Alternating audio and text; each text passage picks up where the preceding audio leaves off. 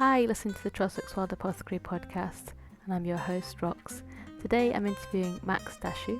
She's a women's historian and author of Pagans and Witches, Women in European Folk Religion, and she has an online website, Suppressed Histories Archives, which she's been collating since the 1970s with lots of information and courses and talks and podcasts all about women's history.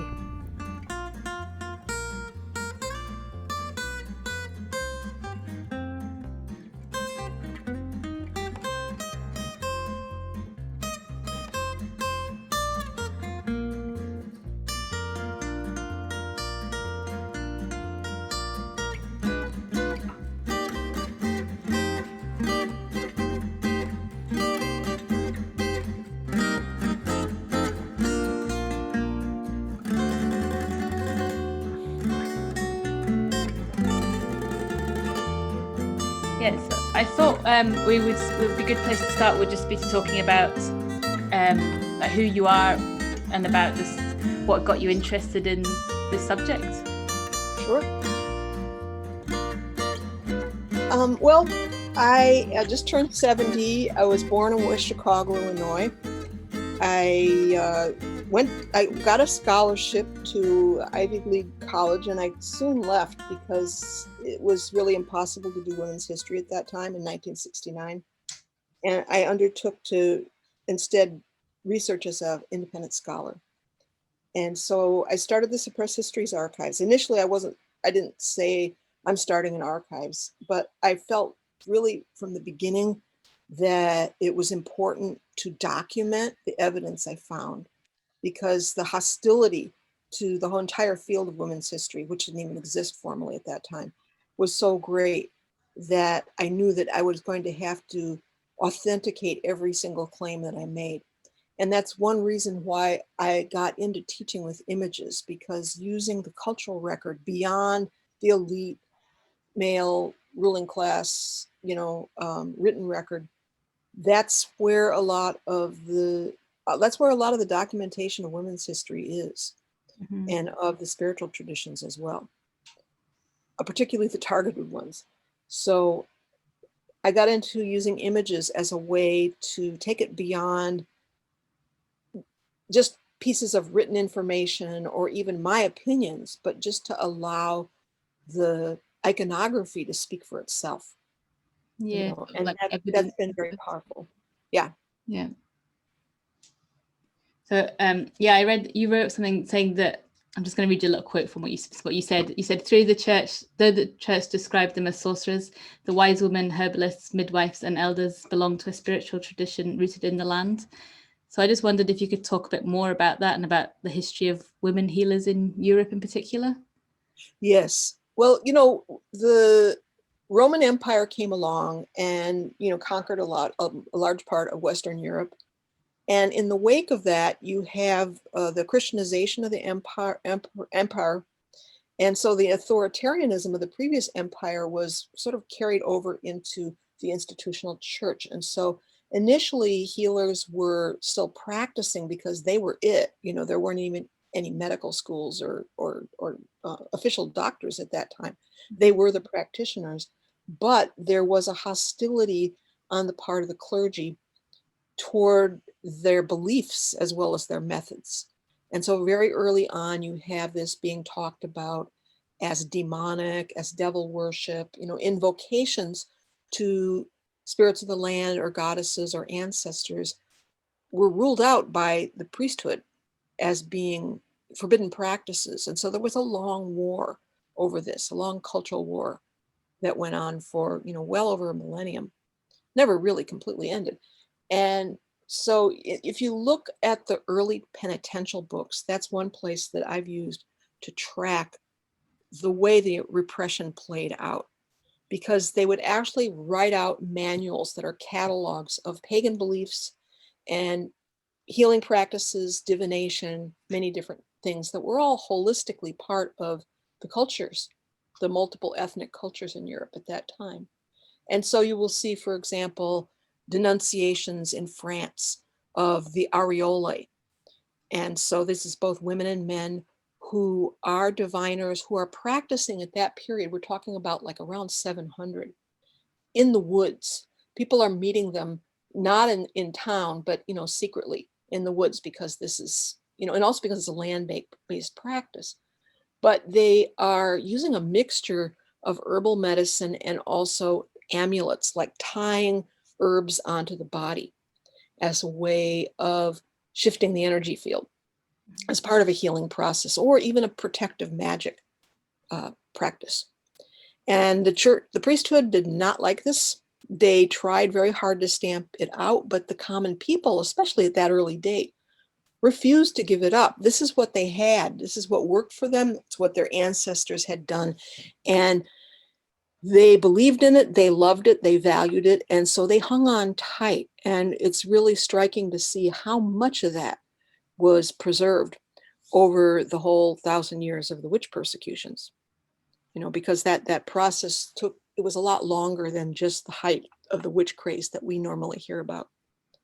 And beginning with those old penitential books and the denunciation of herbalists who were giving potions to cause sterility to women.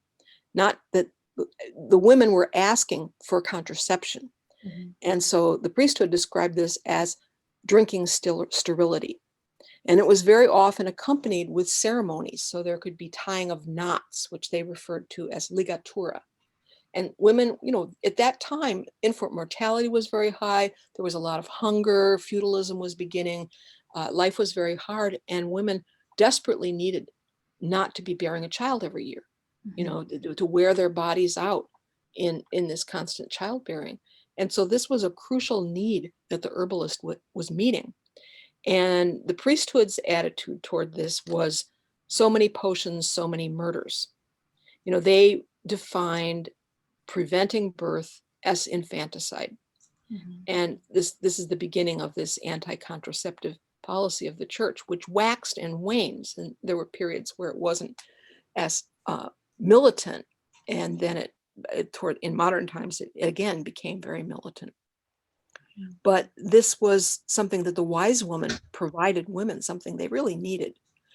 And also emmenagogues were used, which would bring on menstruations. So as a way of terminating a very early pregnancy, they would give them herbs in order to free them of unwanted pregnancies.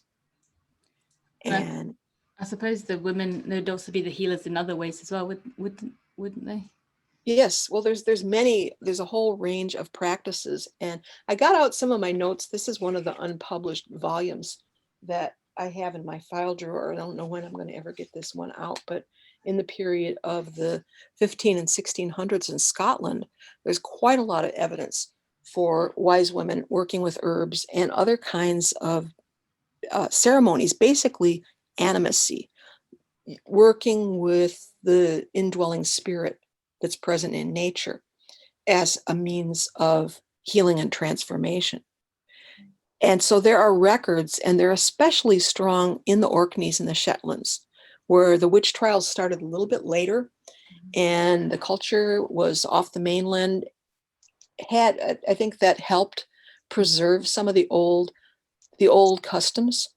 But there's this constant reference to healers who were working with water taken from the crest of waves, 3 waves or 9 waves. They would go to the shore and they would take this cresting water and they would use it to bathe people with or to pour over them.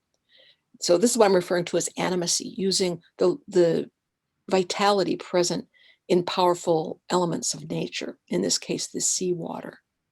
Or they would take 3 stones and they would wash them in that water or in other water from a spring or a south running fountain. And they would rub the bodies of the sick people with these stones. Or they would recommend that their patients, in addition to whatever other energetic treatments they were doing or the amulets they were giving to them to wear, would recommend that people walk around a certain lake. So a practice of circumambulation around the waters.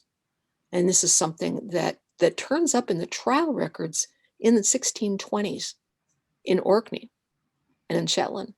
And some of these women wound up being burned at the stake. And one of the common accusations that was used against them was giving herself out to have knowledge and skill.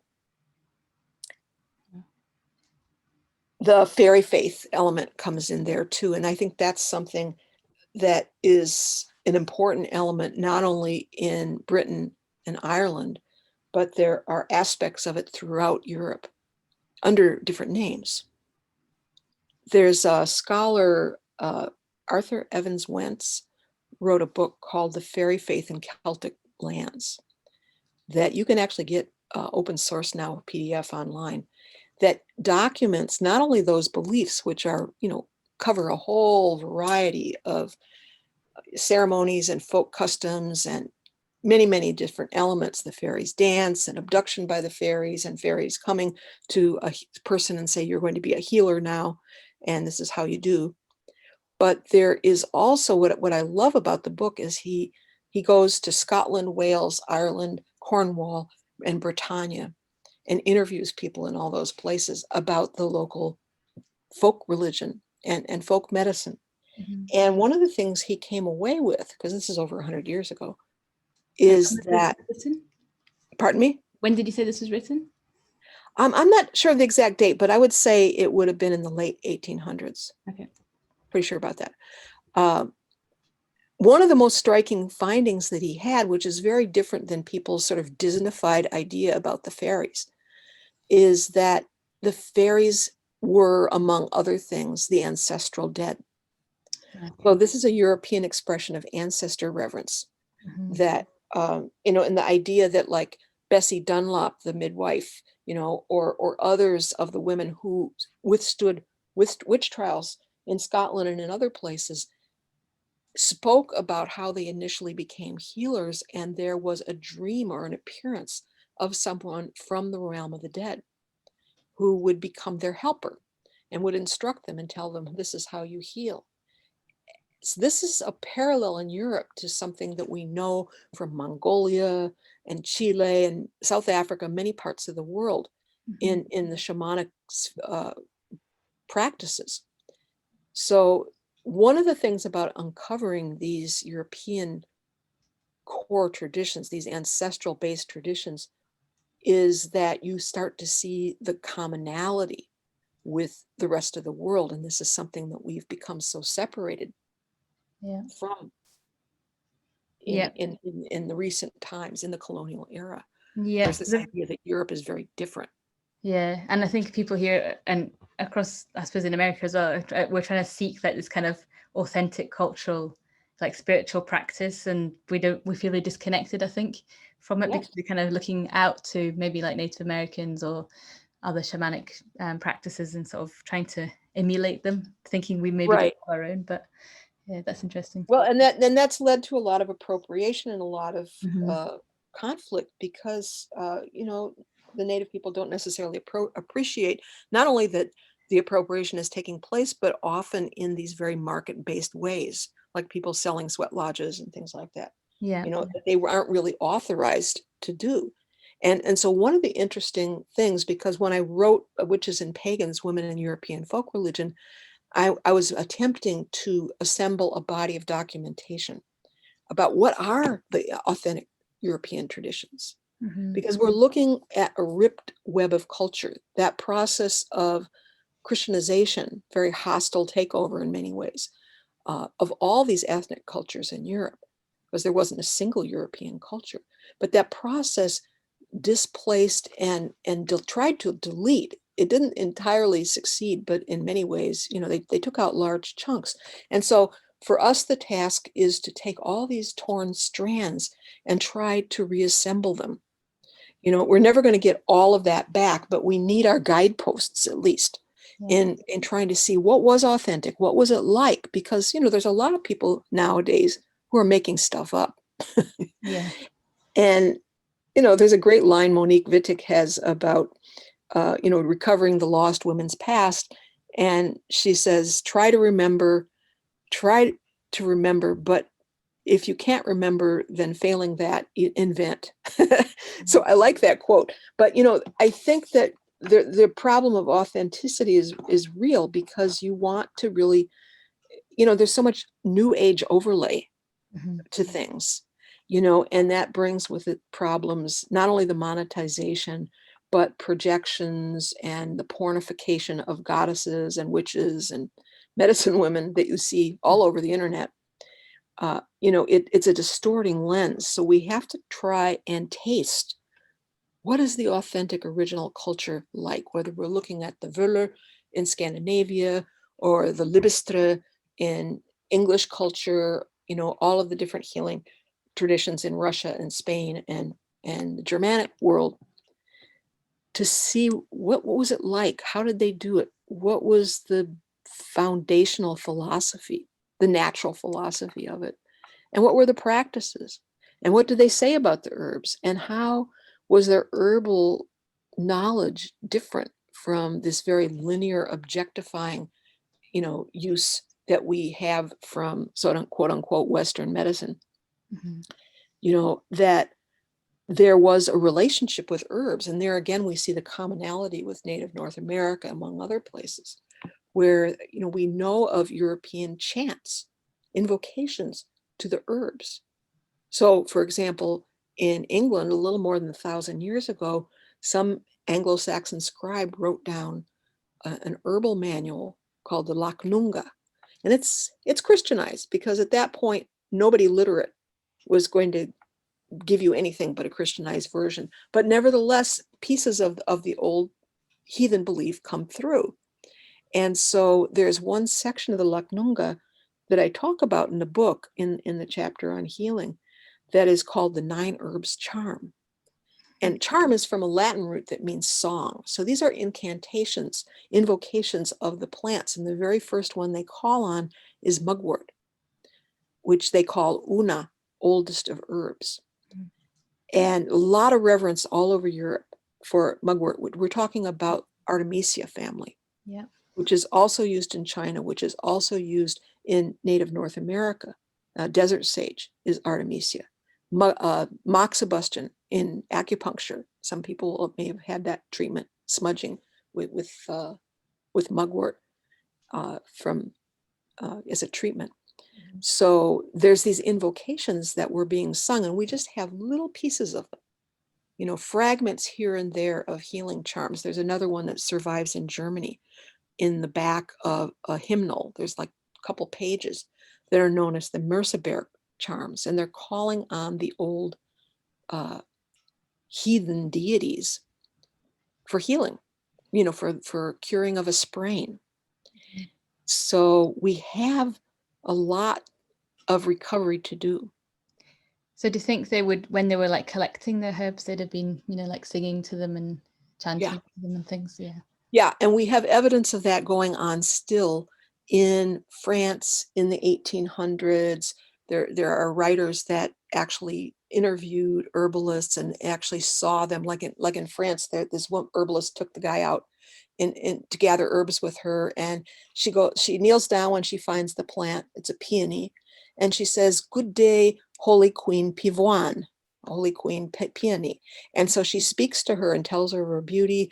And the same practice in Romania, same time frame, maybe early 1900s, where a writer was able to accompany these women and watch how they would go out into the woods, and they would, in this case, not only would they sprinkle offerings into the ground while gathering the plant, and not only would they speak to the plant, but they would actually tie a ribbon around the plant and let her know that she had been designated, and they would say, "This is what we need you for. We need you for this healing purpose." And then they would come back and gather the plant in a ceremony, collective group of women doing this, with mandrake in that case. And the same source also talks about a healing method in Romania of using sacred cords. And so you have the cord, and then you tie knots in the cord. And so this would be a process of binding up disease. And they would use the sacred number 9, and they would count down from 9 that the disease would be bound, and it would be bound again until finally it would be banished out. So there's almost like a hypnotic aspect to some of these ceremonies where it's a transformative process for the person being healed to hear this and to experience in some way a transformation of their body mind through this ceremonial. It's nothing herbal about that particular practice, but it could be used in conjunction with herbal treatments, or perhaps holy stones, the healer placing a serpent stone on certain parts of her body or rubbing her body with it. Interesting. Very holistic. Yeah. We've kind of got, I suppose we've got remnants of things like that when we've got things like the hot stone massages and different things, I suppose. Yeah. Remnants of it come through. A lot of it comes through because people really, it worked for them. This is the core thing. It worked for them and they loved the traditions, and so they kept them going.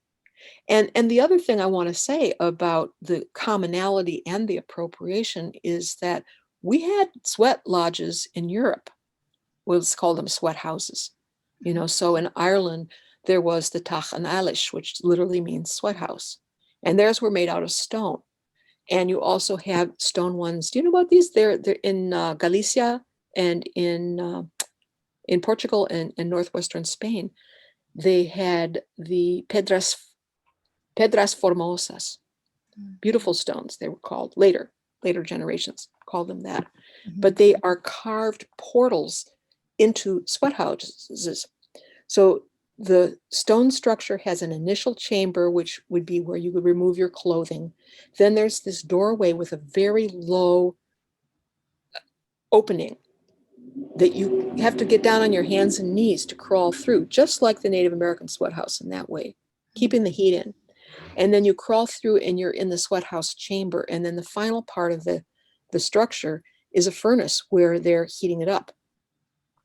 And so these are, there's about 9 examples that I know of that have survived, but the portal stone was beautifully carved. And at least one example I know, there's an image, a very abstract goddess image with her arms and legs spread out, and you would enter right between her legs to go into this womb-like chamber of the sauna. And of course, the Finns had their sauna. We can see medieval Czech manuscripts showing people inside a sweat house, where they're very much like the Finnish sauna with the high benches, and they're whisking their bodies with bundles of birch leaves, which the Russians and the Finns still do, to stimulate the circulation. Yeah. And so there's a lot of this, and it was very much present in Russia because the old name, they call it banya now, but the old name for the sweat house was Bozhina, which means it's from the same root as the word for God and goddess. It's the divine place. And like the Finns, their rules were there can be no conflict, much less violence inside that space. It's a sacred space for healing and for peace. Interesting. It's interesting that it still survived in Finland as being so, it's so important in their like well-being in their life, but it's totally, we don't have anything like that really here in the same way anymore. Yeah. The Irish had them, but they were desacralized. And, because if you're living in any of the northern countries, really, you're not going to be bathing in the river in the full of winter, for one thing. Yeah. But also people tend to get rheumatism and arthritis in those climates, damp and cold. And so it was a treatment for the Irish. It was a treatment for rheumatism. And, that was something that was necessary, but it got stripped of all of its ceremonial and spiritual content because of this whole process of forcible Christianization, that wasn't able to survive there. It did survive in Finland, where there are sauna chants to old Mother Kave. And, there's a lot of the Scandinavian countries, because they're so far on the periphery of Europe, escaped a lot of the longer term repression. Starts earlier in places like France, Italy, and Spain. And, Christianization happens latest of all in the Northeast and the Baltic countries. So that places like Lithuania retained their old religion and the folk practices, the healing included, the saunas, the bathhouse included, much longer, and the bathhouse kept its spiritual and ceremonial side. Interesting. And why do you think it was that like women's history has been suppressed so much? It's a combination of things. I think that there is a power. The power aspect is there. There's the powers that be don't want women to know that things can be different. Mm-hmm. And there's this whole attempt to put across the idea that it's always been like this. Mm-hmm. And not only that, but that actually women, you shouldn't complain because it was much worse. You know, you've got those cartoons about cavemen dragging women away by their hair with a club, you know, and that actually is a complete invention. We have no evidence of that kind of violence in the Paleolithic era or of patriarchy, really. In fact, just au contraire, you have all of the sacred icons are of the grandmother ancestors. So there's a treatment of women's history as a threat to male domination, male privilege, male power. There is the religious element, which is intertwined with that because the dominant religions are enforcing male control as a religious principle. And so they serve that purpose. And they're so authoritarian that nothing else can be allowed to exist. And in a sense, that's true of history too. Nothing else can be allowed. When I was in college, and the reason I got out of there was because it was literally a joke, women's history. To even raise it, they would actually joke and laugh about it. You know, well, that's going to be a short book, that kind of stuff. You know, and then there's another part of it, which is not only ignorance but not wanting to know. The fact that the gatekeepers believe in their own doctrines, their own ideologies, makes it so that they can't even bring themselves to look in that direction. You know, they're not even entertaining the idea of matricultural societies because they believe that male domination is transhistorical. It's always been true universally for all human societies, according to them. You know, and if that's their belief system, then they rest very comfortably inside that dogma of theirs, and they simply don't look for it. And if it comes across their screen, they ignore it.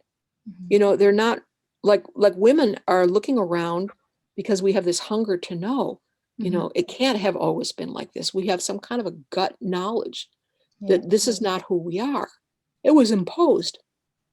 So we're looking to find anything that shows a different kind of historical record. You know, and this is what I've been doing for the past half century and what many women have been doing, recovering pieces. And there's a lot of different ways that we do that. But the gatekeepers would just let those things pass. And so in doing my research, often what I would find is I would get a fragment and it's like, wow, this is a good fragment. And, you know, it would be presented in such a way as if they were telling you the whole story, but they weren't. They were only giving you the one piece. And only afterwards would I find, oh no, there's a whole other piece to this story. Actually, the original source says this, this, and this. And often they don't even give you the most important part of it. And so it becomes this process of trying to reassemble the puzzle from all these split and broken pieces. It's, you know, I think that the level on which, I don't put it as a conspiracy. I think it's really an unconscious desire not to know. The denial is something that's very deep-seated that many of these scholars aren't even conscious of. Yeah, it's probably just something that's, I suppose, taken for granted now that that's just how it is. Yeah, and they all reaffirm each other. Yeah. You know? So then we had a period where there was a lot of sparks flew because here come these women. You know, I mean, Maria Gimbutas, for example. I mean, she got so much vicious pushback, a lot of really character assassination level of negation that anything that she brought forward had any value. And especially it was considered very threatening that she would try to do some kind of integration between archaeology, history, and orature, the folk tradition. What would the folk tradition, what kind of insights could that offer to the archaeological record that we're uncovering? So that was her question. And I don't think that you have to agree with all of her interpretations about bird goddesses or whatever to see that she was dealing with something that fundamentally contradicted the narrative of history that we've been given. And that she herself had been given, because she begins as a Bronze Age archaeologist. And, it's war and it's social stratification, and there's all of this violence, and it looks pretty male dominated. Women seem very secondary in those worlds.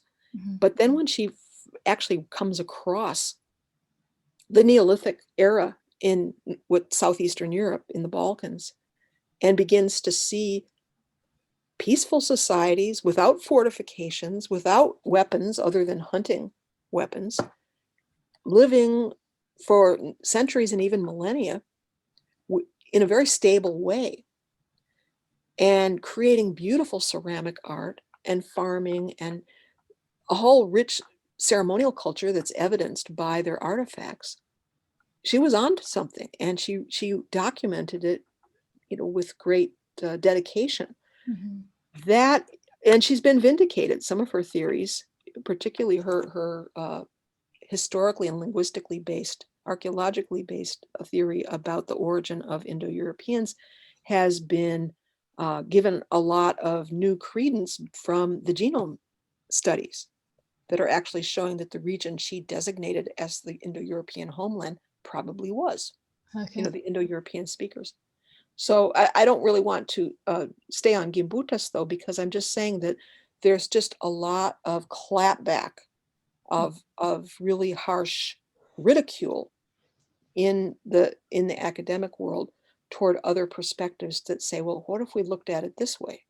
And what about these pieces of information? Because we have people who are still arguing that there could never have been any matriarchal cultures, in the archaeological record, even though living societies like the Moswa in China, or the islanders in Vanuatu, way off the coast of Australia, variety of different cultures, the Pueblos and the Six Nations of the Iroquois, many societies still have those social systems. They have in many cases been decimated by conquest, but there's no point really to arguing whether such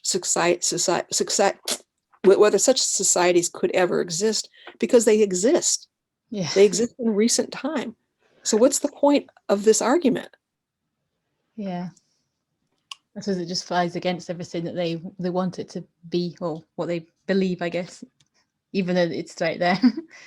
And they can believe what they want, but the fact that they treat everyone who is actually documenting or falsifying what they believe, treating the feminist archaeologists or historians as, I mean, it's kind of like one of those things. It's a reversal.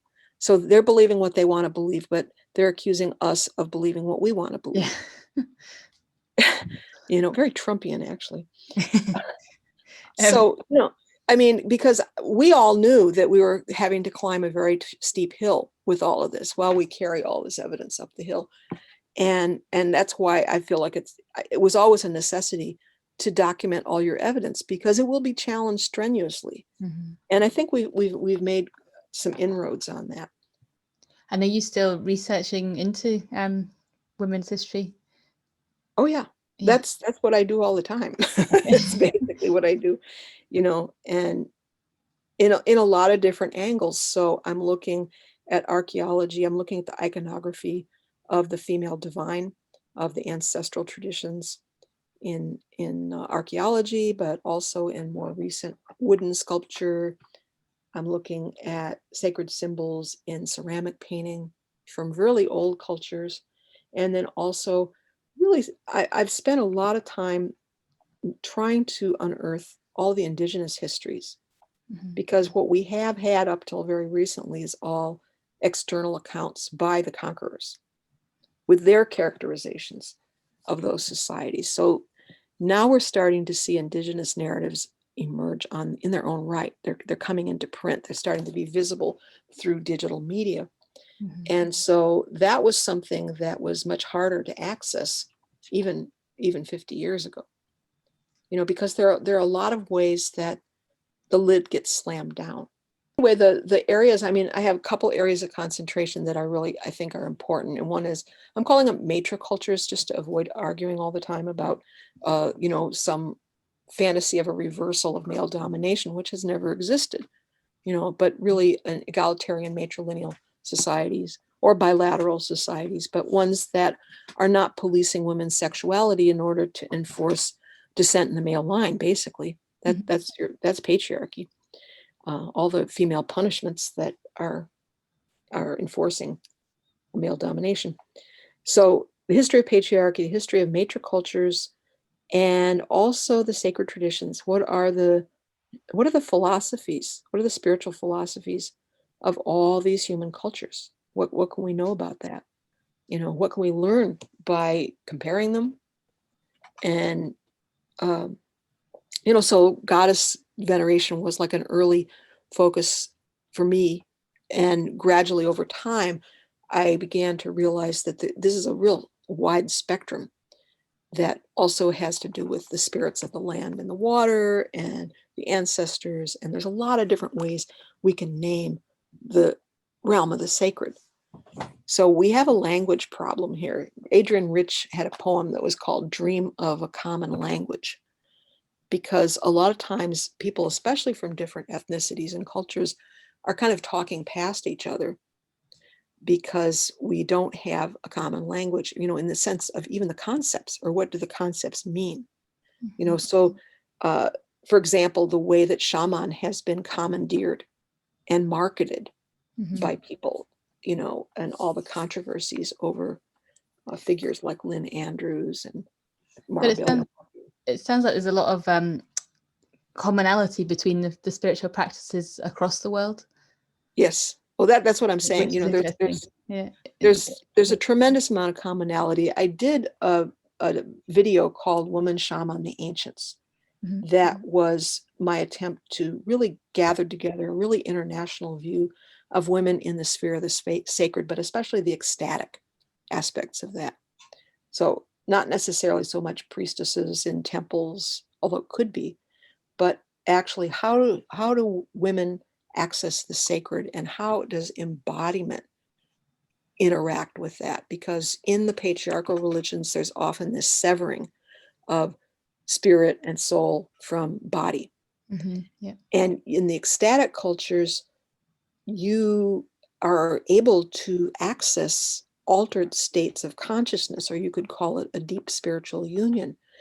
In those states, you are able to know things and experience things, to travel in the spirit, to, they talk about shape-shifting. There's a lot of these themes that are very global. The idea of spirit flight, the idea of ancestral spirit helpers, the kinds of offerings that are made, incantation and dancing and drumming as ways to either individually, like an individual shaman or medicine person, or collectively perform transformative rites that could bring rain. They could be for healing. They could be simply the harvest rite that happens, on the spiral of the calendar every year at this time. But the altered states are something that gives us access to a fuller part of our being. This is something that Western Civ has specialized in choking out of us, making us sit in rows as children for hours and hours every day. And all the kinds of physical policing that are an unconscious rule in Western Civ, one of the patriarchal ruling societies on the planet. And so what is lost by that? And what in turn can we, if we look at this and go back and say, well, what is the human birthright as far as sacred dance is concerned? Or, serpent iconography, what's that all about? Because so often it has to do with healing and transformation and birth and death and ancestral presences and the sacred waters. There's all these meanings attached to things. So part of the study is looking at the symbols and the commonalities around the symbols, the commonalities around spiritual practices, which recur and recur and recur all over the planet. And then also the way in history politically the threat to authoritarian power that kind of wisdom represents. And so you have not only the European feudal states and monarchies trying to repress witches, but you have Chinese repression of the Taoists, and you do have various kinds of persecutory repression under the so-called great religions, because there can only be one truth and only one path to truth according to those models. Yeah. And so it's authoritarian, and it's monolithic, it's totalitarian. And I guess that's how, witch is the name witch and pagans and stuff has become such a sort of derogatory term, hasn't it? And just something that, and I guess I think I read in your book that before that it wasn't, it was much more of a kind of revered term, kind of meaning more like a healer or something. Yeah, it went through a lot of transformations. It got demonized, and they introduced fear around that, and these are the evildoers, these are the people who harm other people, and this was a demonization of female power as it played out in Europe and in other places too. You see similar dynamics going on in China. By the Tang Dynasty, the Wu shamans are pretty much being driven out, who had been so important even at the ruling levels of the culture in earlier millennia. But one of the finds, there's certain things you run across them and it's like, oh, this is such an important piece. And one of the things I found that it spoke volumes, is that there was a penitential book written in France in Latin. And it was pretty much par for the course. These penitential manuals would, weigh in, inveighing against people who revere trees and pray at springs and light candles at fountains. And, basically the animacy of the spiritual practice of that time of going to the land and seeking wisdom and guidance and healing on the land.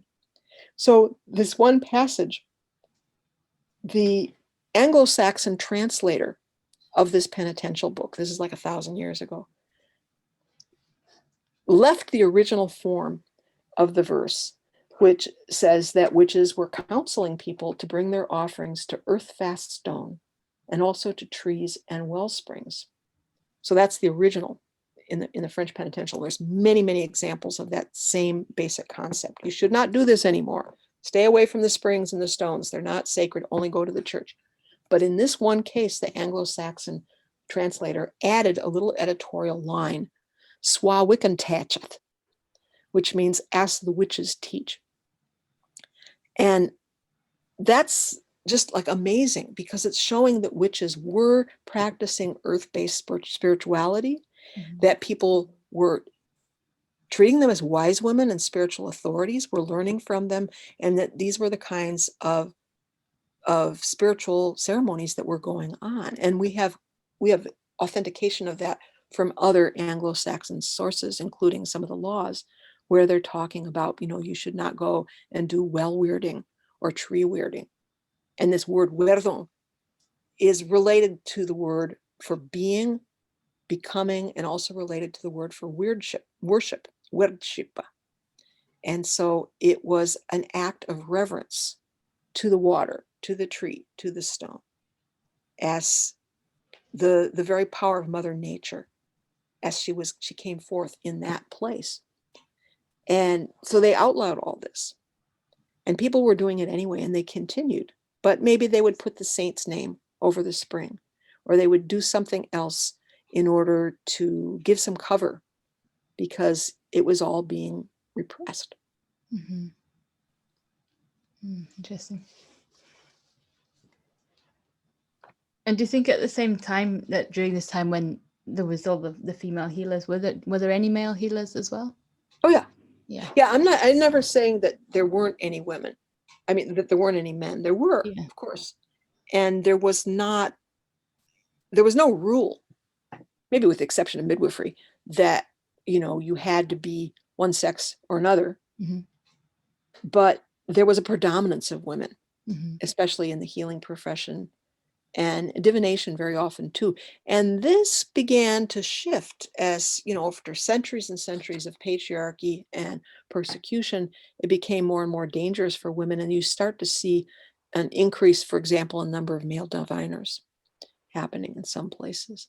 So there are these shifts that take place. And you even have some of the men denouncing the women to the Inquisition, which is what happened in some of the witch trials in the Alps. And there's a book that was written about this in northeastern Italy, in the Friuli region. There was a folk shamanic tradition of the benandante, which means the good walkers, the ones who walk in the skies, who travel in the skies, and who ward off negative influences from the communities, especially in protection of their crops, because these are farming villages. And so the Inquisition gets the male benandante to denounce the female benandante as demonic. And they basically split right down the middle of the culture that way. And I wouldn't say that all the men went along with it, but some did. And that was all it took. And then when they had pretty much done away the women, they turned on the men and they tried them before the Inquisition. And basically that was the goal all along, was to just basically crush this folk belief and practice, get rid of it, and cover it over with some other, Catholic saints or something like that. Mm-hmm. Yeah. So there's a lot of complexity to these stories. That's why my book is 16 volumes. I mean, I got one volume out so far, and it's just there's a lot more to go, because I'm not trying to say this is a simplistic thing. Yeah.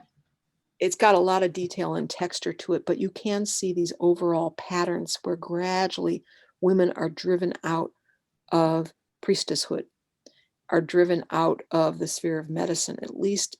You continue to see women of healers throughout the burning times and after the burning times, but it becomes a lot more dangerous and a lot more fraught. Mm-hmm. So that those women had to take precautions, and even that wouldn't save them necessarily. So it hurt not just those individual women, it hurt the whole culture. Yeah. It hurt the whole community. Yeah, that's why it's such a disconnect now, isn't it? People trying to figure out the herbs and stuff and what was used, and because people know it was there. Yeah. So that's really interesting. Thank you. And you've got a lot of information online, don't you? And the book that The Witches and the Pagans, is that the first book? That's the first volume I published. Yeah, this is actually volume 7 technically in the series. So the series is called Secret History of the Witches. You can look this up on there's a tab for this on the sidebar of my website, suppresshistories.net. And there's some excerpts. Some of the excerpts are kind of old. I've re-edited a lot of them, but you can see the whole series and what's covered in it. So like the volume I'm working on now is about the Hellenic world. And so the Pythias, the Melissae, and the Pharmakides, the snake women, the bee women, and the witches, among other things, sexual politics in the Greek world. And this is a really important part of this study, because if we look at it, if your question is what happened to women's spiritual leadership, how did the priestess get banned? That's part of the thing. And the other part of it is what function does witch hunting perform in enforcing patriarchy? Mm-hmm. Yeah. So in this book, which I'm working on now, I'm both covering positive traditions of goddesses and ceremonies, priestesses, women's spiritual culture. And then side by side with that, I'm looking at patriarchy and colonization and slavery and the kinds of repression, including some witch trials. It's very interesting to see that there were actually witch trials among the ancient Greeks. It's not well documented. There are chance mentions that tells us that was going on. Okay. And with the Romans as well. And will you be publishing these books as well? Yeah. I had hoped to have this one out by the end of the year. I'm not sure if I'm going to make that deadline or not. We'll see. But I kind of got bogged down a little bit because I had to go back and do a lot of research about the Mycenaean period. It's like the roots of patriarchy in the Greek society. This very domination-based culture that, the whole story about the Trojan War is really interesting, because not for the reasons that it has classically been, great Western literature and, the wonderful, the glory of the heroes who fight in battle. That's really a lot of the text of the Iliad is, glorifying the warrior. But at the same time, they are documenting that those warriors are seizing women as captives and making sex slaves out of them and selling them into slavery and trading them around from camp to camp. And the Iliad story frame is actually built around a conflict between two powerful men over who will possess the sex slave that one of them held and the other one took away. There's this, a lot of the action comes from the fact that this was going on, and it's not presented at all from the point of view of the women. The voices of the women are really muted. And, so I'm teasing this out because I'm finding a lot of archaeological evidence, like in the Linear B tablets, for example, of the fact that these same Mycenaeans were doing what the Iliad describes them as doing, which is taking women captive. Colonization of the female body is a big part of this. This is like a core aspect of patriarchy. And we got to understand this because it's going on in our world. Yeah. With the sex trafficking and all of this. Yeah. Yeah, it's going on in various different ways, I think, isn't it? And not just the sex trafficking. I think just, like with all the advertising and all that marketing and all that as well. Most definitely. I wouldn't ever just say it was just the sex trafficking. But that's like, the most blatant form that is really parallel to what was going on before. But even in the Greek period also, we have our pornified media, right? And they did too. One of the chapters that I'm working on is called Myths of Conquest, and it's really about rape culture.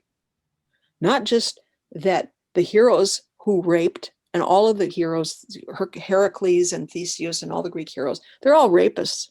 The heroes of the Iliad, all rapists. It says there, right there in the poem, but also that the gods, all the gods are rapists as well.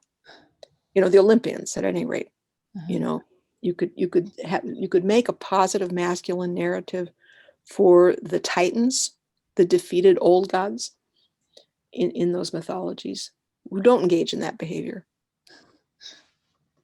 Prometheus, foremost amongst them, he actually stands up as a defender of women. Oh, this is one person, one god. Yeah. Well, he kind of carries the load for the whole bunch of them. And you've got lots of courses, and you've got a podcast as well now, don't you? Yeah. So I have open access videos on my YouTube channel, which is Max Dashu on YouTube. And then I have now, there's a podcast series, which is called History Sybil. That's audio. There's a blog, which you can get the links for these from suppresshistories.net. And then the latest thing I'm doing is I have stream on demand. And so gradually I'm taking I do a live webcast, at least one every month. Okay. And so I've been recording those for about 10 years. So I'm starting to edit those and put them up as stream on demand. Okay. And the one I'm working on just last night, I started to edit, is called Modern Images of the Witch. And it looks at that media representation of witches, both the demonization, but actually quite surprisingly, there's an amazing amount of the depiction of witches from say 1700 on that is positive, that is still describing them as healers and diviners. And you've got the witch's wand and the witch's cauldron and the flying witch and witches in relationship to animals. A lot of positive stuff survived alongside the green-faced, wart-chinned hag symbolism, the Disney witches. There's still a romanticism, I think, around witches, in like you still, I think there's that kind of image is still there though of a healer and stuff. I don't think they managed to completely suppress that. They did not. That's what's really truly stunning. After centuries of iron and fire, there's something there, and people are fascinated by witches. I saw a costume there was a girl dressed up in 16th century robes, right? And she's bound, but around the hem of her robe, there was flames. And she had a stake tied to the back of to her back. So it was basically, she's saying, you know, I'm the granddaughter of the witches they burned. And it was kind of cool. You know, so the pushback is happening there. Yeah. But we have to really watch out, because the media representation, you know, there is, I think that the latest wrong turn is this really sexually objectifying idea of what a witch is. You know, with the pouting poses and, you know, the huge breasts and the little wasp waist and the, you know, these ridiculously coy postures and sticking their breasts out and everything. I mean, sexuality is great, but what a narrow and self-degrading way of picturing it, you know. And it's like, where are the fat women and where are the old women and where are the, you know, there's just so much missing from it. There's no soul to it.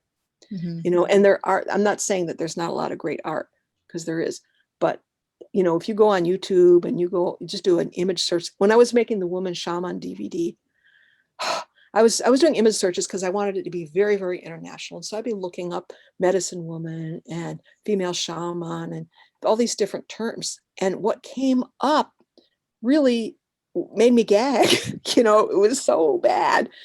Just constantly these thin, young, blonde chickies, you know, who were, you know, gazing out, you know, just like they were on a centerfold or something at the male gaze. And it's like, where's the potency? Where's the deep spiritual power and union? It's just not visible in those, you know. It's just like, you really got the wrong idea. This is, you know. Same thing for goddesses, same thing for priestesses, even Amazons. It's like, oh my gosh, just Google Amazon. Google image Amazon. Well, again, I wonder if that's coming from a patriarchal viewpoint, though, isn't it? As well. Yeah. Yeah. It dies hard. Yeah. But you know what? Never say die. We are going to get through this. It's just, you know, at this point, it's become so destructive. The whole planet is at stake. The biosphere is at stake. I think probably one of the big things is that we've moved away from nature as well. So there's that disconnect as well. Yeah, it's all part of it. Yeah. Because these were nature-based practices, you know, it was based on reverence for Earth. And then once that gets demonized and turned into some concept of devil worship, and there has to be some male figure that replaces it, that everybody has to bow down to, you know, then you separate people from something really primeval. And, you know, our own potency, there's a scientific thing that says that, like, out of all of our brain, we're only using like 10% of our capacity.